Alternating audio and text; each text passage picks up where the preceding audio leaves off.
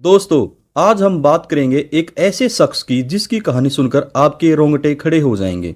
एक ऐसा इंसान जो बाहर से तो एक साधारण शिक्षक था, लेकिन अंदर से एक शैतान, जिसने 20 मासूम महिलाओं को सिर्फ अपने लालच और क्रूरता की भेंट चढ़ा दिया। लेकिन लोग उसे जानते थे साइनाइड मोहन के नाम से। कर्नाटक की गलियों में जहां लोग अपने सपनों और उम्मीदों के साथ जीते थे, वहां एक साया घूमता था। एक ऐसा साया जो महिलाओं के सपनों को सच करने का वादा करता था, लेकिन बदले में देता था सिर्फ मौत। सोचिए, एक ऐसी औरत जो शादी के सपने देख रही है, अपने परिवार की इज्जत की खातिर किसी पर भरोसा कर लेती है, लेकिन उसे क्या पता जिस शख्स पर वो भरोसा कर रही है वो उसकी जिंदगी का आखिरी चेहरा होगा। इस कहानी में है प्यार का झूठा नाटक, विश्वासघात की साजिश और एक ऐसा अपराधी दिमाग जो पुलिस को भी सालों तक चकमा देखता रहा। तो तैयार हो जाइए, क्योंकि आज हम आपको ले चलते हैं साइनाइड मोहन की उस दुनिया में जहां हर कदम पर मौत इंतजार कर रही थी। लेकिन सवाल ये है, आखिर मोहन ऐसा क्यों करता था? क्या सिर्फ पैसे की लालच थी, या फिर उसके अंदर कुछ और ही जल रहा था? और सबसे बड़ा सवाल, आखिर पुलिस ने उसे कैसे पकड़ा? चलिए शुरू करते हैं इस खौफनाक कहानी को। जो भी हमारे दोस्त चैनल पर नए हैं, प्लीज़ हमारे चैनल को सब्सक्राइब जरूर कर लें, वीडियो को लाइक करें और वीडियो के अंत तक जरूर बने रहें। 1963 में कर्नाटक के मंगलुरु में एक साधारण परिवार में जन्म हुआ मोहन कुमार का।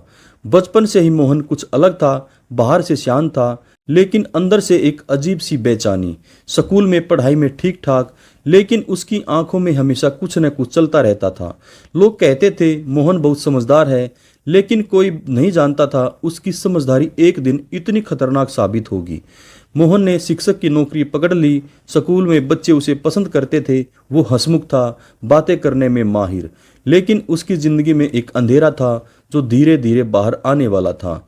मोहन की शादी हुई, लेकिन उसका वैवाहिक जीवन सुखी नहीं था। उसकी पत्नी और परिवार को लगता था वो कुछ छिपाता है, लेकिन क्या ये कोई नहीं जानता था? शायद यही वो वक्त था जब मोहन के दिमाग में एक खतरनाक खेल शुरू हुआ।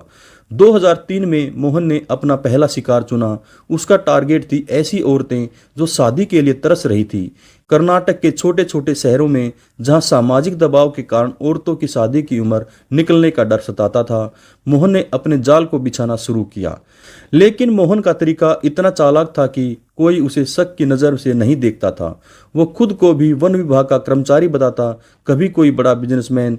उसकी बातों में इतना विश्वास था, लोग उस पर आंख मूंद कर भरोसा कर लेते थे। उसका पहला शिकार थी सुनंदा। सुनंदा एक साधारण परिवार की लड़की थी जिसकी उम्र 28 साल थी। परिवार वाले उसकी शादी के लिए परेशान थे। एक दिन मोहन ने सुनंदा के परिवार से संपर्क किया। उसने कहा, मैं एक अच्छा इंसान हूँ, सरकारी नौकरी करता हूँ, मैं सुनंदा से शादी करना चाहता हूँ। सुनंदा और उसका परिवार खुश हो गया। आखिर इतना अच्छा रिश्ता जो मिल रहा था। मोहन ने सुनंदा को मंदिर ले जाने का बहाना बनाया। उसने कहा, शादी से पहले हम मंदिर में पूजा कर लेंगे। लेकिन मंदिर के बाद जो हुआ, मोहन सुनंदा को एक होटल में ले जाता है, यह दावा करते हुए यह उनकी शादी की तैयारियों का हिस्सा है। सुनंदा को बोलता है यह गर्भ निरोधक गोली है। कुछ ही मिनटों में सुनंदा बेहोश हो जाती है और मर जाती है। मोहन उसके गहने और नकदी छीन लेता है, फिर उसके शव को बस स्टैंड के पास एक सार्वजनिक शौचालय में छोड़ देता है, यह मानते हुए कि इसे आत्महत्या समझ लिया जाए। लेकिन ये तो बस शुरुआत थी। सुनंदा की मौत के बाद मोहन को जैसे खून का स्वाद लग गया। वो अब रुकने वाला नहीं था। उसने अगला शिकार चुना, एक और मासूम औरत, जिसे उसने फिर वही झूठा सपना दिखाया, शादी का वादा, प्यार का नाटक और फिर साइनाइड की गोली। दोस्तों सोचिए, एक इंसान इतना क्रूर कैसे हो सकता है? क्या मोहन का दिल पत्थर का था, या फिर उसके अंदर कोई ऐसी आग थी जो उसे बार बार ये सब करने को मजबूर करती थी? चलिए अब हम आपको बताते हैं कैसे मोहन ने एक के बाद एक 20 औरतों को अपने जाल में फंसाया। 2003 से 2009 तक मोहन ने कर्नाटक के मंगलुरु, मैसूर, हसन और बेंगलुरु जैसे शहर को अपने शिकार का अड्डा बनाया। उसका तरीका इतना परफेक्ट था कि पुलिस को सालों तक उसका कोई सुराग नहीं मिला। मोहन की हर वारदात एक जैसी थी, फिर भी हर बार वो पुलिस को चकमा देने में कामयाब रहा। वो औरतों को बस स्टैंड, मंदिर या बाजार जैसी भीड़ भाड़ वाली जगहों पर मिलता। अपनी चिकनी चुपड़ी बातों से वो उनका भरोसा जीत लेता। फिर वो उन्हें किसी सस्ते होटल या लॉज में ले जाता। वहां वो उनके साथ रात बिताता और अगली सुबह साइनाइड की गोली देकर उनकी जिंदगी खत्म कर देता। उसके शिकार में ज्यादातर वो औरतें थी जो गरीब परिवारों से थी। उनके परिवार वाले उनकी गुमशुदगी की रिपोर्ट लिखवाते, लेकिन पुलिस वाले इन्हें आत्महत्या या गुमशुदगी का मामला मानकर फाइलें बंद कर देते। मोहन ने जिन औरतों को फंसाया उनके बारे में कुछों के बारे में बात करते हैं। कावेरी 2005। कावेरी एक 30 साल की स्कूल टीचर थी। मोहन ने उसे सरकारी नौकरी दिलाने का लालच दिया। उसने कावेरी को बेंगलुरु बुलाया और वही कहानी दोहराई। कावेरी की लाश हसन के एक बस स्टैंड के शौचालय में मिली। विनुथा सन 2007। विनुथा की उम्र 27 साल थी।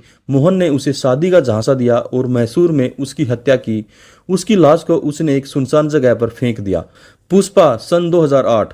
पुष्पा एक नर्स थी। मोहन ने उसे एक अमीर बिजनेसमैन बनकर फंसाया। उसकी लाश मंगलुरु के पास मिली। लेकिन दोस्तों, मोहन का ये खेल हमेशा चलता रहा। ऐसा मुमकिन नहीं था। हर अपराधी की तरह मोहन ने भी एक गलती की जिसने उसकी किस्मत का ताला खोल दिया, और वो गलती थी अनीता। 2009 में मोहन ने अनीता को अपना शिकार बनाया।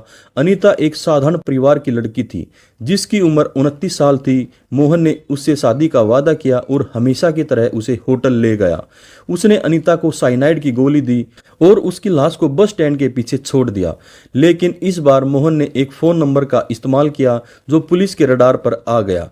अनीता की लाश मिलने के बाद पुलिस ने उसका फोन चेक किया। कॉल डिटेल्स में एक नंबर बार बार आ रहा था। जब पुलिस ने उस नंबर को ट्रैक किया तो वो मोहन तक पहुंच गई। लेकिन मोहन इतना चालाक था, उसने पुलिस को गुमराह करने की कोशिश की। उसने कहा कि वो तो बस एक दोस्त है जिसने अनीता से बात की थी। लेकिन पुलिस अब पीछे हटने वाली नहीं थी। अनीता के केस ने पुलिस को एक नया सुराग दिया। जब पुलिस ने मोहन के फोन की डिटेल खंगाली तो उन्हें कावेरी, विनुथा और पुष्पा जैसे कई और नाम मिले। ये वो औरतें थी जिनकी गुमशुदगी की रिपोर्ट पहले दर्ज हो चुकी थी।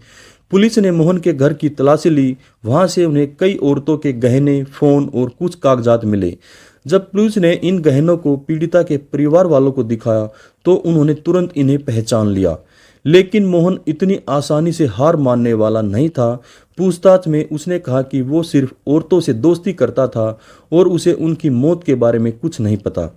लेकिन पुलिस के पास अब सबूतों का पहाड़ था। अक्टूबर 2009 में पुलिस ने मोहन को मंगलुरु के पास डरलाकट्टा गांव से गिरफ्तार किया। जब उसे थाने लाया गया तो उसने आखिरकार अपने गुनाह कबूल कर लिए। उसने बताया कि उसने 20 औरतों की हत्या की और शायद इससे भी ज्यादा को निशाना बनाया। दोस्तों, जरा सोचिए उन 20 परिवारों का दर्द। वो माँ बाप जो अपनी बेटी की शादी का सपना देख रहे थे, वो बहनें जो अपनी बड़ी बहन की इज्जत की खातिर सब कुछ सह रही थी, और मोहन ने उनके सपनों को सिर्फ अपने लालच के लिए कुचल दिया। मोहन की गिरफ्तारी के बाद उस पर 20 हत्या के मामले दर्ज किए गए। कोर्ट में उसका मुकदमा शुरू हुआ। लेकिन मोहन की चालाकी यहाँ भी खत्म नहीं हुई। उसने कई केस खुद लड़े, जैसे वो कोई वकील हो। अनीता केस 2013। अनीता की हत्या के लिए मोहन को फांसी की सजा सुनाई गई। कोर्ट ने कहा कि उसका अपराध इतना जघन्य है कि उसे कोई माफी नहीं मिल सकती। कावेरी और विनीता केस 2017। इन मामलों में भी उसे उम्र कैद की सजा मिली। केरल की युवती सन 2020। इस केस में मोहन को दुष्कर्म और हत्या का दोषी ठहराया गया। मोहन को अब जेल में सड़ना है। उसकी सजा ने पीड़ित परिवार को थोड़ा सुकून दिया, लेकिन उनका दर्द कभी खत्म नहीं होगा। मोहन की कहानी ने कर्नाटक में औरतों की सुरक्षा को लेकर सवाल खड़े किए। लोग अब शादी के रिश्तों पर भरोसा करने से पहले 10 बार सोचते हैं। इस कहानी में यह भी दिखाया गया कि अपराधी कितना भी चालाक क्यों न हो, आखिर में सच सामने आ ही जाता है। मोहन की कहानी इतनी चौंकाने वाली थी कि इसने बॉलीवुड का भी ध्यान खींचा। 2023 में अमेजन प्राइम दहाड़ नाम की वेब सीरीज रिलीज हुई जो मोहन के अपराधों से प्रेरित थी। इस सीरीज में विजय वर्मा ने आनंद स्वर्णकार का किरदार निभाया जो मोहन का ही एक रूप था। दोस्तों, मोहन की कहानी हमें एक सबक देती है। हमें अपने आसपास के लोगों पर भरोसा करने से पहले उनकी सच्चाई को ज्यादा परखना चाहिए, खासकर औरतों को जो समाज के दबाव में जल्दी भरोसा कर लेती हैं। दोस्तों, साइनाइड मोहन की कहानी खत्म हो चुकी है, लेकिन उसका डर आज भी कर्नाटक की गलियों में जिंदा है। एक साधारण सा दिखने वाला इंसान जो बाहर से तो शिक्षक था, लेकिन अंदर से एक राक्षस। उसने 20 औरतों के सपनों को कुचला, उनके परिवारों को बर्बाद किया, लेकिन आखिर में सच की जीत हुई।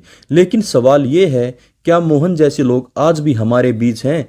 क्या हम अपने आसपास के लोगों को सचमुच जानते हैं? ये कहानी हमें सिखाती है हमें सावधान रहना होगा।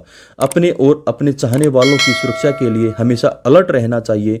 अगर आपको ये कहानी पसंद आए तो लाइक करें, शेयर करें और अपने दोस्तों को बताएं। हमारे चैनल को सब्सक्राइब करना ना भूलें ताकि आपको ऐसी ही और रोमांचक कहानियां सुनने को मिले। कमेंट में बताएं कि आपको इस कहानी का कौन सा हिस्सा सबसे ज़्यादा डरावना लगा। और हाँ, अपनी सुरक्षा का ध्यान रखें क्योंकि दुनिया में मोहन जैसे लोग अभी भी हो सकते हैं। तो दोस्तों, अगली बार जब कोई आपको सपनों का झांसा दे तो जरा ठहरिए, सोचिए और सच को परखिए, क्योंकि हो सकता है वो साइनाइड मोहन न हो।